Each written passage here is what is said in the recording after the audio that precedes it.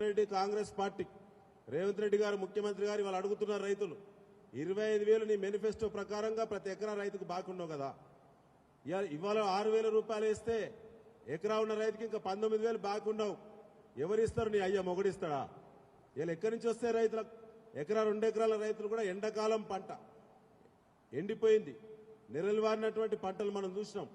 కాళేశ్వరం పండబెట్టి పంటలు ఎండబెట్టినాం DBM 38 లాంటి వరంగల్ జిల్లాలో SRSPలో అతిపెద్ద కెనాలైనటువంటి మరి DBM 38 పూర్తిగా ఎండిపోయింది నీళ్లు ఇవ్వలేదు మార్చి 30కి ఎండాకాలం పంటకు సంబంధించి మరి వాటర్ షెడ్యూల్ను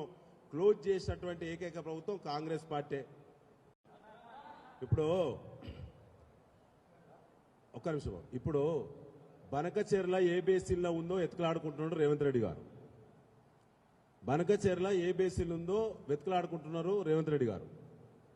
గోదావరి మీదనే ఉందా దేవాదల ప్రాజెక్ట్ అని చెప్పి ఎత్తుకులాడుకుంటున్నాడు రేవంత్ రెడ్డి గారు ఆ దశలో కాంగ్రెస్ పార్టీ ముఖ్యమంత్రిగా నేను ఆరోపణలు చేసిండు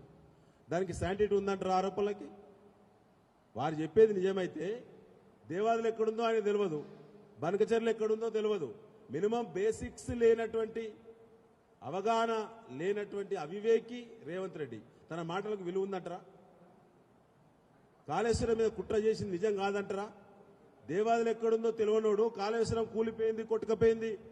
కాళేశ్వరం నాశనం అయిపోయింది అది పనికే రాదని తను చెప్పిన మాటలు ఉత్తమ్ కుమార్ రెడ్డి చెప్పినటువంటి బ్రోకర్ మాటలు నిజమేనంటారా దేవాదలు ఎక్కడుందో తెలియనోనికి గోదావరి నది మీద కట్టినటువంటి ప్రపంచ ఖ్యాతి చెందిన కాళేశ్వరం ప్రాజెక్టు పట్ల తను గతంలో ప్రజెంటేషన్ ఇచ్చి నిజమేనంటారా థ్యాంక్ యూ.